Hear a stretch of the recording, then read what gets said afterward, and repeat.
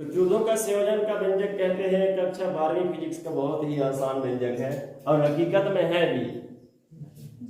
इसके पहले हमने प्रतिरोधों के बारे में पढ़ चुका है। प्रतिरोध क्या होता है? प्रतिरोध वही है जो धारा को रोकता है। ठीक है, प्रतिरोध वही है जो धारा को रोकता है या रोकने का प्रयास करता है। ठीक है, अगर उन प्रतिरोधों को श्रेणी क्रम में जोड़ दिया जाए तो श्रेणी क्रम का मतलब क्या होता है? श्रेणी क्रम का मतलब अगर अपने भाषा में कहा जाए तो क्या, एक का पूंछ तो एक का सिर, इस प्रकार से जोड़ा जाए। ठीक है, अगर इस प्रकार से जोड़ दिया जाए तो ये श्रेणी क्रम कहलाएगा। प्रतिरोध को कैसे दर्शाते हैं? प्रतिरोध को इस प्रकार से दर्शाते हैं, थोड़ा ऐसे लाइन को ऐसे टेढ़ा करके। ठीक है, ये प्रतिरोधों का क्या है? संकेत है। ठीक, इसलिए इसको इस प्रकार से लिखा गया है। तो इसमें 3 प्रतिरोधों को जोड़ा गया है। कितने प्रतिरोध? 3 प्रतिरोध। ये पहला प्रतिरोध है जिसका नाम क्या है? R1। ठीक है, और ये दूसरा प्रतिरोध है जिसका नाम है R2। क्या नाम इसका? R2। और ये तीसरा प्रतिरोध जिसका नाम है R3। अब ये तीनों प्रतिरोधों को चित्रानुसार श्रेणी क्रम में जोड़ा गया है। क्या लिखेंगे? माना कि, ठीक है, शुरुआत में क्या लिखना है? माना कि, आप समझा देते हैं। ठीक है, उस प्रकार से लिख लीजिए। ठीक, माना कि 3 प्रतिरोध R1, R2 तथा R3 हैं। ठीक है, चित्रानुसार श्रेणी क्रम में जोड़ा गया है। ठीक है, चित्रानुसार श्रेणी क्रम में जोड़ा गया है। ठीक, जब परिपथ में कुंजिके को क्या किया जाता है? चालू किया जाता है, यानी तो परिपथ में धारा बहने लगती है। और जैसे ही परिपथ में धारा बहती है तो इन प्रतिरोधों के सिरों पर क्रमशः विभवांतर V1, V2 तथा V3 उत्पन्न होती है। ठीक है, विभवांतर कब उत्पन्न होगा? जब धारा प्रवाहित होगा तब ना होगा। जब धारा ही नहीं होगा तो विभवांतर कैसे? अब यह ना तुम कर देना कि 3 प्रतिरोध R1, R2 तथा R3 जिनके सिरों में विभवांतर V1, V2 तथा V3 है। प्रतिरोध पहले, विभवांतर पहले, अब धारा का दे रहे हो। तो कैसे लिखना? माना कि 3 प्रतिरोध R1, R2 तथा R3 जिन्हें चित्रानुसार श्रेणी क्रम में संयोजित किया गया है। जब परिपथ में लगे कुंजिके को दबाया जाता है तो परिपथ में धारा तीर की दिशा में बहने लगती है। कौन सी धारा? I। इस फलस्वरूप क्या होता है कि प्रतिरोध R1, R2 तथा R3 के सिरों पर क्रमशः विभवांतर V1, V2 तथा V3 उत्पन्न हो जाता है। ठीक है, ये बात समझ में आया? जी सर। लेकिन कुल विभवांतर यहां से यहां तक क्या होगा? V होगा। लेकिन कुल विभवांतर क्या होगा? V होगा। उनके अलग अलग सिरों पर विभवांतर V1, V2 और V3 तो उत्पन्न होता है, लेकिन कुल विभवांतर क्या होगा? V होगा। ठीक है, तो मैं यहां से बता रहा हूं आपको क्या लिखना है। उस जो बातें लिखना है उसके बारे में बताया मैं। ठीक है, इसके बाद क्या लिखना है? तो कुल विभवांतर V बराबर क्या हो जाएगा? सबको जोड़ के लिखना है, सबको जोड़ के लिखना है। ठीक है, बात समझ में आ गया? जब प्रतिरोधों को श्रेणी क्रम में जोड़ा जाएगा तो भी आपको दिमाग में रखना है। पहला समीकरण क्या बनेगा? V वाला। क्या वाला बनेगा? V वाला। श्रेणी क्रम मतलब V, श्रेणी क्रम मतलब ये दिमाग में रखना है। श्रेणी क्रम मतलब V। तुम दिमाग में बैठा लोगे तो कोई दिक्कत नहीं होगा, क्योंकि जब व्यंजक निकालते हैं तो एक में I बराबर की आता है, लेकिन इसमें क्या याद रखना है? श्रेणी क्रम मतलब V, श्रेणी क्रम मतलब, ठीक है, श्रेणी क्रम मतलब V आप याद रखे रहोगे तो आपको याद रहेगा कि इसका पहला समीकरण क्या होगा? V बराबर होगा, जो होगा V बराबर V1 plus V2 plus V3। ठीक, अच्छा, परंतु V बराबर IR, तो V1 बराबर क्या होगा? IR1। भाई धारा तो यहां से दोगे तुम। ठीक है, तो धारा ऐसे जाएगा, ऐसे बहते हुए से निकलते जाएगा, ऐसे चलता रहेगा, आता रहेगा, जाता रहेगा। धारा बटेगी थोड़ी। धारा समान रहेगा, सभी प्रतिरोधों में धारा समान रूप से बहेगा, बट नहीं रहा यहाँ पे धारा, इसलिए धारा आई जो है सभी में वही आएगा। ठीक है, V2 बराबर क्या होगा IR2 और V3 बराबर क्या होगा IR3। इन मानों को समीकरण 1 में रखने पर, यहाँ पे क्या लिखना है, इन मानों को समीकरण 1 में रखने पर रख देते। तो यहाँ पे क्या हो जाएगा IR, यहाँ पे हो जाएगा IR1, यहाँ पे हो जाएगा IR2 और यहाँ पे हो जाएगा IR3। समझ आई बात?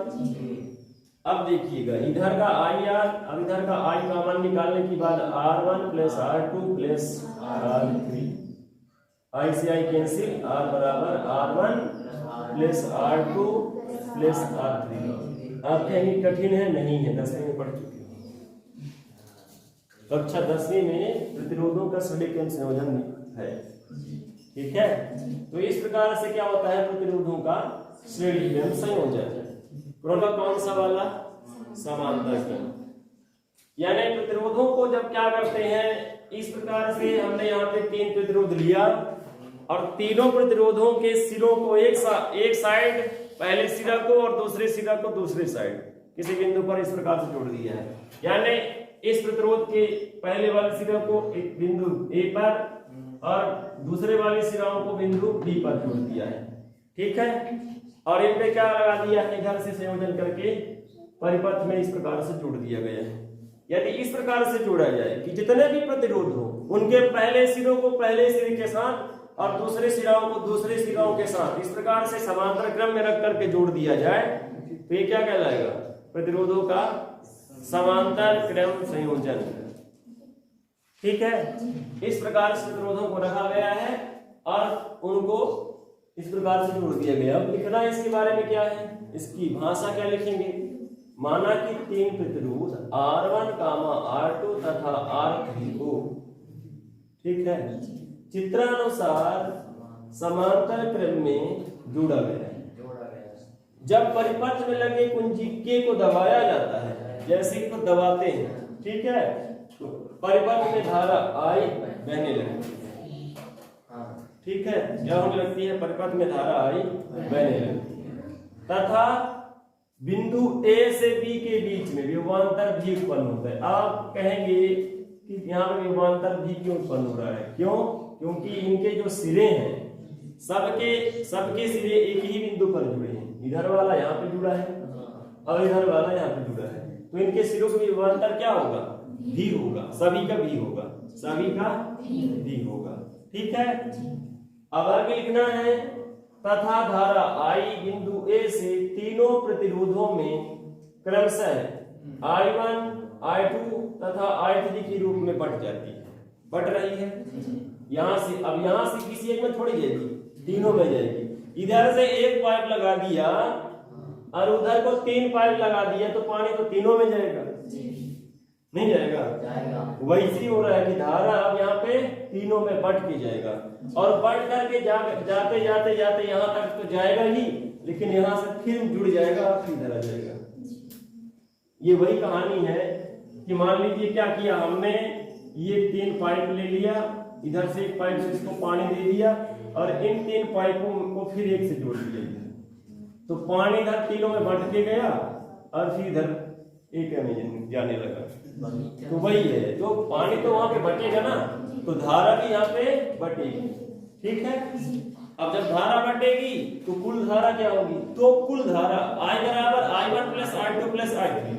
ठीक, बस यही है इसका पहला समीकरण। तो कुल धारा क्या हो जाएगी, कुल धारा, ठीक है, I बराबर I1 plus I2 plus I3, परंतु V बराबर IR। अब यहाँ पास I1 का मान है, ठीक है, या I बराबर V अपॉन R। समझ रहे हो, I चाहिए तो R बटे में आ जाएगा। ठीक है, आगे समझे भाई, I चाहिए तो R कहाँ गया, इधर बटे में आएगा। ठीक है, तो इस प्रकार से हो जाएगा। तो इसी क्रम में क्या लिखा जा सकता है, भी यहाँ पे भी कॉमन रहेगा यहाँ पे I1 R1, ठीक है, समझते जाइएगा। या विभवांतर जो है सबका क्या है, एक ही है। तो यहाँ पे I1 बराबर क्या होगा, V अपान R1, V अपान R1।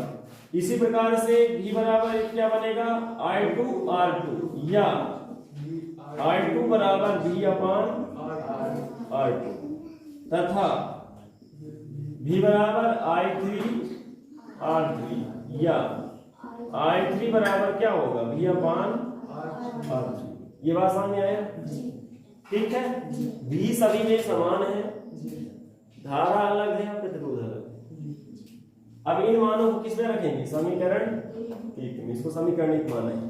तो जब यहाँ पे इस मानों को रखेंगे, I का मान क्या, V अपान R, I1 का मान क्या, V अपान R1, I2 का मान क्या, V अपान R2, I3 का मान क्या, V अपान R3। अच्छा, इससे भी इधर निकाल लो, अलग कर लो, तो ये हो जाएगा 1 अपान R। और इधर से भी निकाल लो, तो यहाँ पे क्या बचेगा, 1 अपान R1 प्लस 1 अपान R2 प्लस 1 अपान R3। भी से भी कैंसिल, तो क्या बचेगा, 1 अपान R बराबर 1 अपान R1 प्लस 1 अपान R2 प्लस 1 अपान, और यही है प्रतिरोधों का समांतर क्रम संयोजन, ठीक है। अच्छा, यहाँ पे सवाल उठता है कि इनको पढ़ना क्यों जरूरी है। जब तक आप प्रतिरोधों का श्रेणी क्रम संयोजन और समांतर क्रम संयोजन नहीं पढ़े रहेंगे, ठीक है, तो आपको क्या समझ में नहीं आएगा, सेलों का संयोजन। अभी इसके बाद क्या पढ़ने वाले, तो कल हम क्या पढ़ेंगे, सेलों का संयोजन। सेलों को जोड़ेंगे, श्रेणी क्रम में जोड़ेंगे, फिर समांतर क्रम में जोड़ेंगे, ठीक है। तो आज के इस वीडियो लेक्चर में बस इतना ही, मिलते हैं वीडियो में, तब तक के लिए नमस्कार।